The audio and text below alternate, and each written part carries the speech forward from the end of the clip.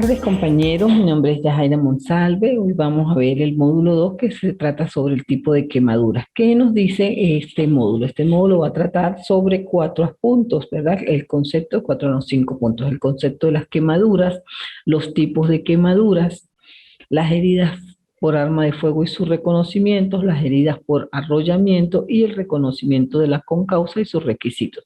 Cuando hablamos de las quemaduras, ¿qué concepto podemos dar de manera general? Dice que las quemaduras ocurren por el contacto directo o indirecto por agentes físicos como el calor, la corriente, agentes naturales, agentes químicos, ¿verdad? Y producen un daño en la capa celular.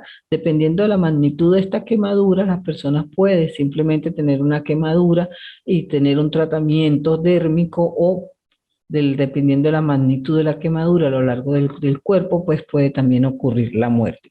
En cuanto a esto, tenemos 3 niveles de quemadura. Las quemaduras de primer grado, que son aquellas que afectan solo la capa externa y causan dolor, hinchazón y enrojecimiento. Las quemaduras de segundo grado, son un poco más profundas y afectan la dermis y la epidermis y pueden causar también ampollas, hinchazón, enrojecimiento, causan más dolor y más incomodidad en las personas. Estas también pueden llamarse quemaduras de espesor parcial. Las quemaduras de tercer grado, que son las quemaduras mucho más complicadas, que no solamente afectan la dermis y la epidermis, sino también las capas más internas de la piel, causando hasta infecciones, lo que se llaman la sepsis, ¿verdad? Y la persona puede morir de esa infección. Él tarda bastante para curarse, además de que la piel se recoge, se torna de color blanquecina u oscura dependiendo del grado de la quemadura, ¿verdad? La piel puede estar incluso adormecida por este sufrimiento del calor. Las quemaduras, tenemos esas, cuando hablamos de quemaduras de primer grado, hablamos las que son las producidas por los tejidos, por el calor, por la sobreexposición al sol, por la radiación, por el contacto con productos químicos o la electricidad. Estas quemaduras pueden ser por problemas médicos, menores o pueden constituir emergencias totalmente fatales. Cuando hablamos de exposición al sol, cuando vamos a la playa o cuando hacemos una actividad y no utilizamos el debido bloqueador correspondiente, pues eso causa una herida, una quemadura en la piel. Si bien no es profundo, si esta situación es frecuente, pues puede causar un daño permanente en la piel. ¿Verdad? También las quemaduras se dan por frío, cuando hay un clima frío, por ejemplo, aquellas personas que viven en una zona bastante fría, también se pueden quemar, se les tiende a quemar la piel, las manos, la nariz, cuando estamos expuestos a agentes químicos, ¿verdad? A la radiación, a tipos de productos como la gente que a veces inventa mezclar un producto con otro y eso genera quemaduras en la piel, el queroseno, la gasolina, aquellas personas pues que tratan de prender fuego, hacer fogata con este tipo de agentes químicos, pues generalmente pueden resultar quemados. Las quemaduras de tercer grado, como le dije, son las quemaduras que afectan en mayor grado la piel, ¿verdad? El cuerpo en sí, y pueden hasta causar la muerte. Después tenemos que son las heridas cortantes. Tenemos diferentes tipos de heridas cortantes, heridas punzocortantes, heridas contusas, ¿verdad? Y las heridas por armas de fuego. Las heridas cortantes, como su nombre lo indica, son producidas por un agente o por un arma cortante, bien sea un puñal, una hojilla, un bisturí, un cuchillo, una llamada arma blanca, un pedazo de vidrio, una botella de vidrio, un cuello de botella de vidrio partido o un segmento de vidrio y esto causa una lesión en el cuerpo. Las que son punzantes, como lo dice su nombre, son producidas por un objeto punzante, como por ejemplo cuchillos, punzones, clavos, puntillas, agujas. Este tipo de objetos causan ese tipo de heridas en las personas. Las heridas pueden ser también punzopenetrantes, pues si tenemos un objeto que es cortante, ¿verdad? Y es punzante en la que es proferida la herida por la parte del agresor, pues va a ocasionar una herida en el órgano de la persona, en el organismo de la persona, dañando planos musculares, dañando órganos vitales, lo que puede pues, desencadenar en la muerte de estas personas. Cuando hablamos de las heridas por arrollamiento, hablamos de aquellas heridas que son causadas por accidentes de tránsito. ¿Qué pasa con estas heridas causadas por accidentes de tránsito? Allí tenemos aplastamiento en el caso de que el vehículo atropella a una persona y pase por el cuerpo de esta persona. Allí la herida va a sufrir, el cuerpo va a sufrir una compresión, el carro le va a pasar por encima y va a tener un aplastamiento de las partes de su cuerpo. También tenemos las fracturas, que son las más comunes cuando hay esas heridas con vehículos, ¿verdad? Que atropellan a una persona o que chocan a un peatón o chocan a un vehículo automotor, por ejemplo, una moto. Generalmente tenemos unas fracturas, donde tenemos esas fracturas en las piernas, en la tibia, en el peroné, ¿verdad? En el fémur. Esto causa fracturas. También puede ser que el golpe cause una lesión a nivel de la región anterior superior del cuerpo, ¿verdad? Como en las costillas, en las espaldas, puede ser que haya una fractura de una costilla que a su vez le perfore un pulmón y le cause una herida más severa, incluso la muerte a esta persona. Las heridas por arrollamiento tenemos diferentes tipos de heridas. Las de aplastamiento, como lo dije ya en un principio, que el vehículo puede pues pasar por encima de las personas. Las fracturas, como les indiqué, pues son fracturas, son golpes en los huesos, ¿verdad? Partes duras y partes blandas del cuerpo, se les parte la mano, la tibia, el peroné, el fémur. Las heridas de arrastre, si la persona generalmente en los motorizados, cuando quedan debajo de un vehículo y la moto queda engarzada con el vehículo grande, queda sujeta a ese vehículo y es arrastrado. Esto también deja unas marcas. Tenemos heridas por aplastamiento, heridas contusas por el impacto y heridas de arrastre por el impacto que tienen con estos vehículos. También hablamos en este sentido de las heridas que tenemos por arma de fuego. ¿Cómo reconocemos cuando una herida es causada por un arma de fuego? Bueno, esas heridas causadas por arma de fuego tienen una serie de características que las diferencian a las heridas causadas por un arma blanca. ¿Cuáles son esas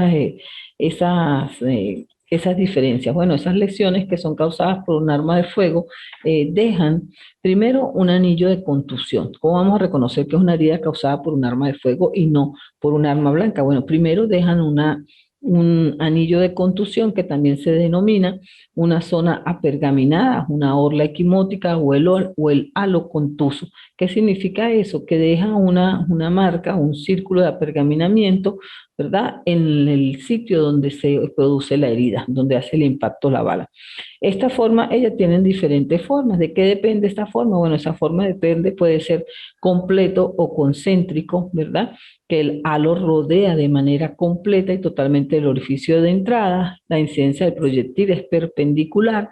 También puede ser excéntrico o completo. El halo no tiene en todo el perímetro el mismo ancho y el ángulo de entrada puede ser agudo. En su formación intervienen varios mecanismos. ¿Cuáles son los mecanismos que intervienen en la formación de una herida por arma de fuego? Dice la contusión de la piel por la bala, la erosión de la distensión de la piel que origina al perforarse y que produce una erosión, ¿verdad? La frotación del proyectil sobre la piel. ¿Ven? También tenemos el collarete de limpieza, dice alrededor del anillo de la contusión, aparecen lo que se ha denominado el collarete de limpieza o anillo de enjuagamiento, resultante del depósito de impurezas que arrastra el proyectil. También tenemos el tatuaje o el taraceo, dice definido por Chavini como los rastros coloreados que de un disparo a corta distancia dejan sobre los vestidos. ¿Qué quiere decir esto? Si la herida fue realizada a una distancia corta, las marcas que dejan son mucho más evidentes que las que se hacen de manera lejos, ¿verdad? ¿Por qué? Porque tenemos en esas heridas que se hacen a próximo contacto, ¿verdad? Dejan un tatuaje. ¿Y eso qué quiere decir tatuaje? Pues el cañón del arma se pone caliente y deja una marca en la piel de la persona, la quema, ¿verdad? Y queda allí el collarete y el tatuaje. Tienen un orificio de entrada y un orificio de salida. No todas las heridas por arma de fuego tienen un orificio de salida, pues el proyectil puede alojarse en alguna parte del cuerpo y no tener orificio de salida, el cual pues al momento de practicarse el protocolo de autopsia, este proyectil, lo que queda de este proyectil, debe ser extraído por el patólogo o si la persona sobrevive, algunas veces pieza de plomo no puede ser extraída, pues su extracción causaría un daño mayor en la víctima. ¿No?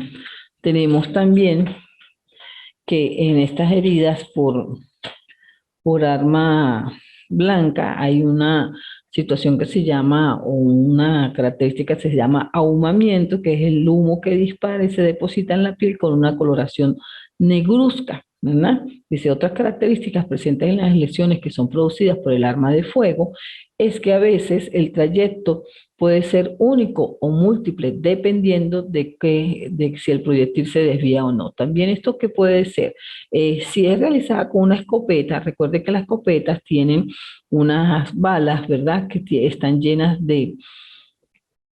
tienen un cartucho de plástico y dentro tienen como, algunas son moléculas de plástico, ¿verdad? Y son múltiples. Este cartucho cuando se dispara tiene un cono de aspersión y se dispara dependiendo de mayor proximidad, mayor es el daño, mayor lejanía, menor es el daño. Entonces, estas postas salen disparadas hacia diferentes partes y pueden dañar a una persona o varias dependiendo de la relación de proximidad. Diferente es con el arma de fuego normal, que puede ser un revólver, puede ser una pistola, ¿verdad? Si es un revólver, ¿verdad? Tiene un mecanismo que al momento de usted accionarlo solo va a expedir una bala y puede causar una sola herida. Sin embargo, si la persona acciona el arma varias veces, pues ocasionará varias heridas, pero para eso requiere varios disparos. Diferentes son las heridas con escopetas que con una sola disparo que se haga en lo que sale el proyectil y se explote el contenido del cartucho, pues va a tener un cono de dispersión bastante amplio y puede causar con un solo proyectil varias heridas, ¿verdad? Dice, estas lesiones, los disparos con escopetas pueden ser causados porque la persona acciona el arma, bien sea porque no porque la persona puede tener un nivel de manejo de desconocimiento, puede hacer una herida que tenga un carácter culposo, porque no sepa, por curiosidad. O sea, muchos los hechos en los cuales los niños, sus padres tienen un arma de fuego, las manipulan y causan un daño a otra persona sin tener la intención para ello, ¿no? Dentro de las otras causas que tenemos que estudiar son las heridas por proyectiles a alta velocidad. ¿Qué quiere decir esto? Estos proyectiles salen disparados de manera tal, pues que causan una herida que deja un orificio de entrada con sus dimensiones, las cuales guardan relación con el tipo de calibre que utilice el arma, ¿verdad? Tienen un trayecto que también cuando se hace el protocolo de autopsia, el patólogo está en la capacidad de realizar la trayectoria balística, o sea, dentro del organismo de la persona, cuál fue el recorrido que realizó esa bala cuando ingresó y salió, o cuando ingresó y se quedó alojada en alguna parte del cuerpo, ¿verdad?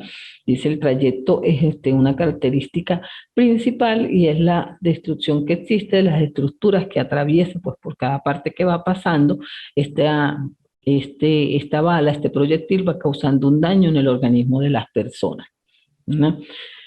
¿Qué es un arma de fuego? Si un arma de fuego es un instrumento, ¿verdad? Que es de ataque, se utiliza por medio de la combustión de pólvora. Pueden ser de distintos tipos. Para eso pueden ser esos tipos: pistolas, revólveres, fusiles, pueden ser automáticas, semiautomáticas, ¿verdad? Todo, dependiendo del tipo que se puedan usar esas armas. ¿Cuáles son las clasificaciones de las armas de fuego? Bueno, pueden ser según la longitud del cañón.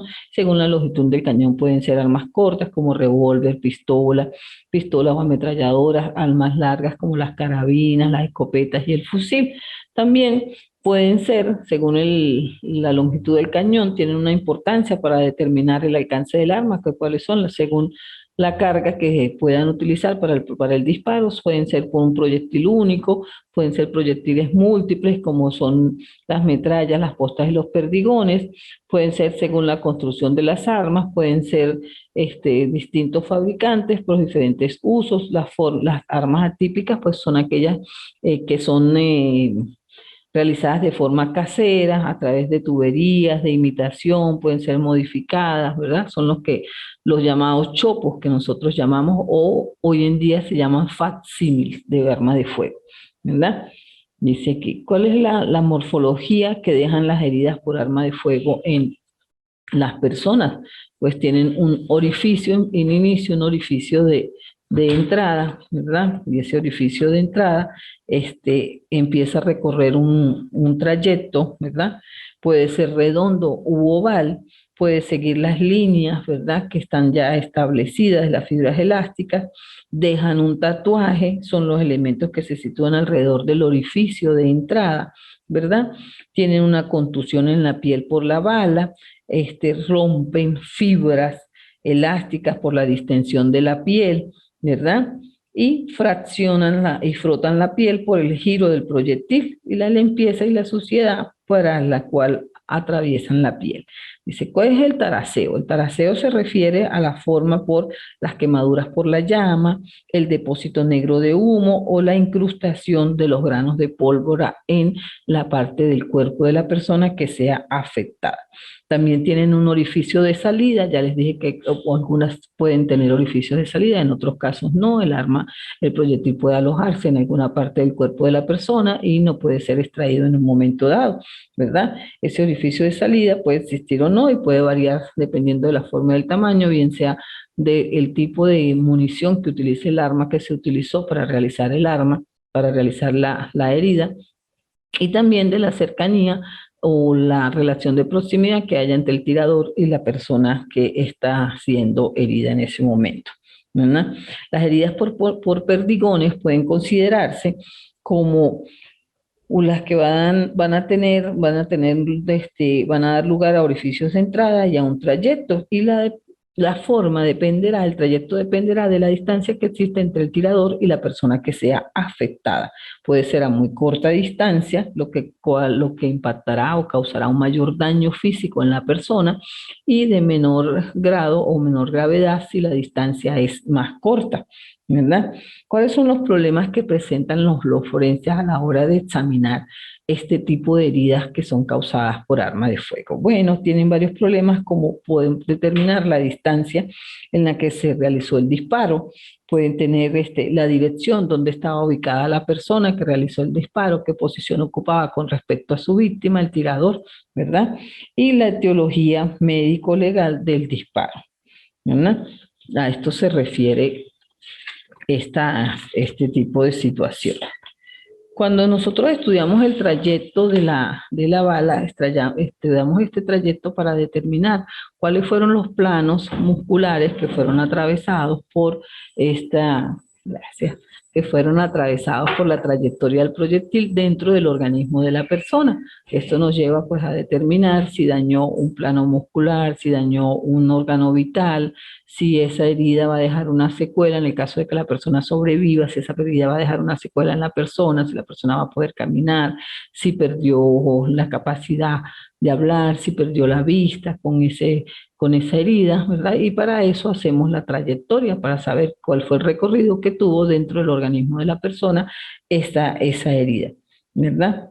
Dice, cuando también podemos examinar el arma para determinar si ese proyectil o esas conchas que fueron colectadas en el sitio de los hechos se corresponden con ese arma. Ya sabemos que en cuanto a las experticias, ¿verdad? Se hace una experticia, las armas dejan una marca, una huella, que son como en nosotras las personas, las huellas dactilares, dejan una marca única. Todas las armas tienen una marca única y estas pueden ser comparadas a los fines de determinar si esa bala que se extrajo del cuerpo de la persona o esa concha que se colectó en el sitio de los hechos fue o no fue percutida por el arma que haya sido previamente colectada.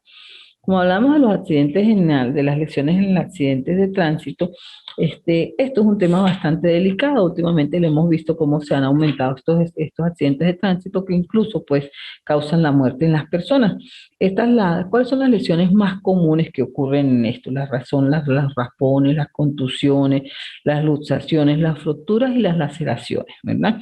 Las lesiones cerebrales, ¿de qué pasa esto? Generalmente cuando las personas sufren un impacto, sufren un accidente de tránsito y tienen una lesión a nivel cerebral, pues las personas sufren un daño en su mente, ¿verdad? En su órgano neurológico, que a veces no les permite levantarse, pierden la capacidad de hablar, pierden la capacidad de caminar, dependiendo de la gravedad de las lesiones que hayan sufrido.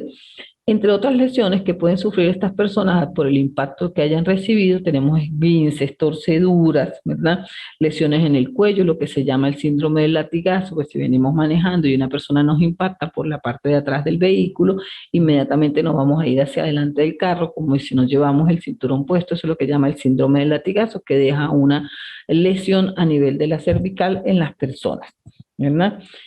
Estas lesiones pueden ser en la parte, en la cabeza y también pueden sufrirse en el tórax, ¿verdad? Dice que este es el sitio más común en el que se dan estas lesiones. ¿Por qué? Pues generalmente las personas son impactadas con el volante, van manejando, son impactadas con el volante, a lo que chocan, en los que reciben un golpe, estrellan su parte anterior contra el volante. Esto hace que causen algunas lesiones, ¿verdad? En el abdomen, cuando son, pues, se sufren lesiones que las personas siguen moviéndose, ¿verdad? Y pueden tener afecciones en los riñones, ¿verdad? Asimismo también pueden tener lesiones en el hígado, se les puede desprender el vaso, entre otras cosas, ¿verdad?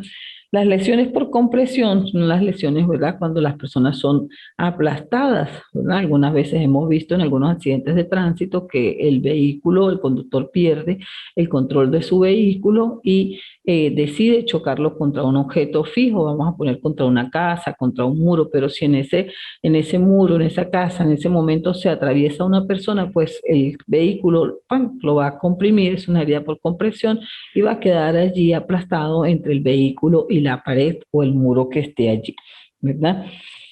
Generalmente las heridas más comunes son las fracturas, como les dije hace rato, ¿verdad?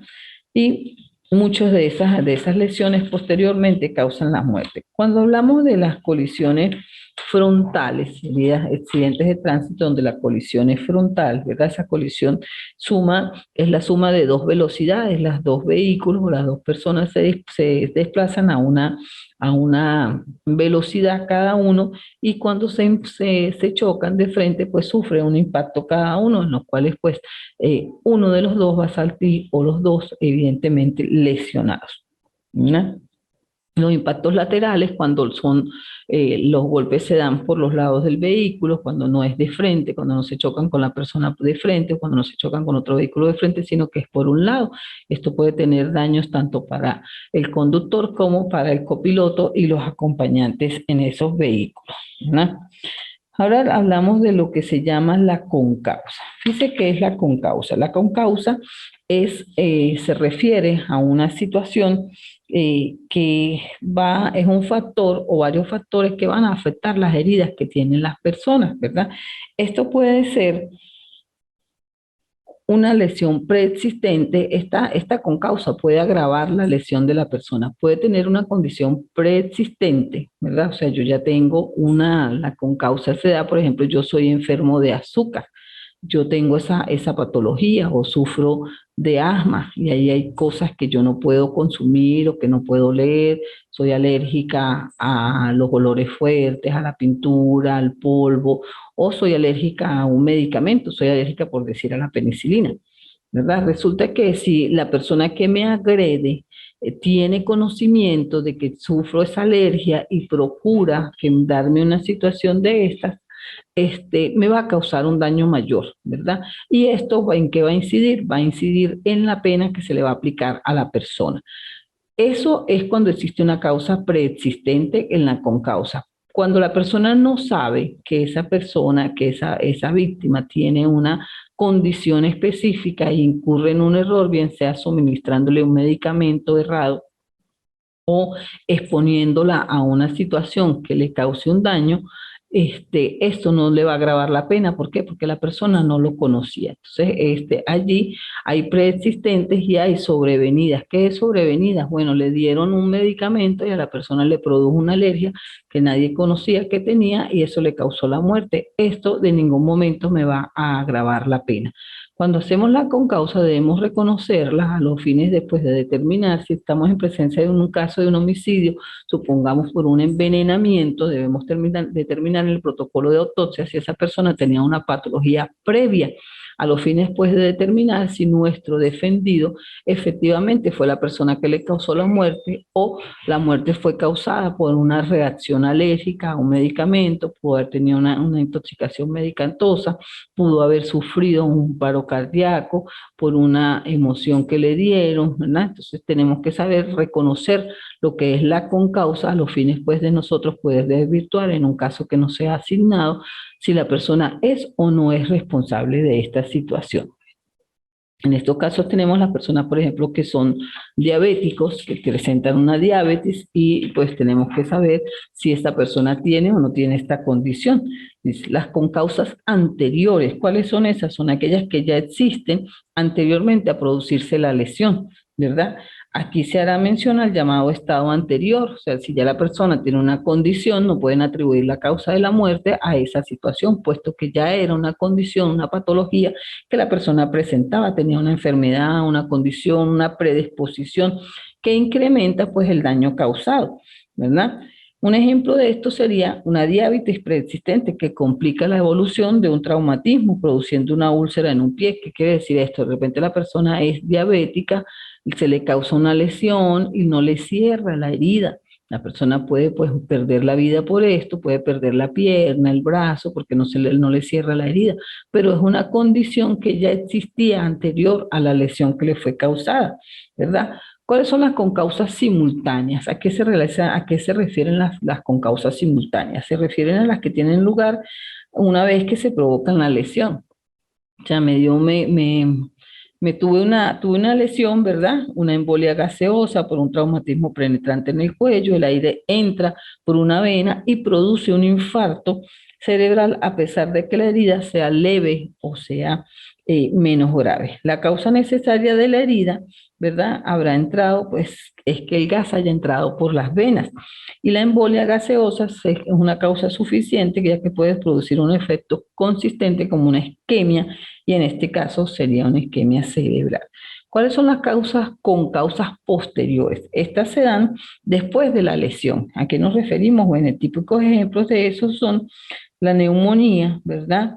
El embolismo pulmonar. ¿Qué quiere decir esto? Bueno, si la persona de repente estuvo expuesta por mucho tiempo a un clima frío o se quedó dentro de un sitio donde no se regulaba el aire acondicionado, esta persona posteriormente va a quedar con una lesión de ese tipo en las vías respiratorias y ese daño es causado con posterioridad a la lesión, ¿verdad? Entonces, ejemplos de eso son la neumonía, ¿verdad? Y los tratamientos para el embolismo pulmonar. De esta manera terminamos el segundo módulo, que son los tipos de quemaduras, ¿verdad? Las quemaduras, ya hablamos de primer, segundo y tercer grado, las heridas por armas de fuego, las heridas por arrollamiento y las con causa y su manera de reconocerlo. Les recuerdo que tenemos la última actividad, que se trata de unos casos prácticos que debemos realizar. Ya están en la plataforma desde que se inició, desde que coloqué las actividades y pueden desarrollarlas en cualquier momento. Muchísimas gracias por su atención. Que tengan muy buenas tardes.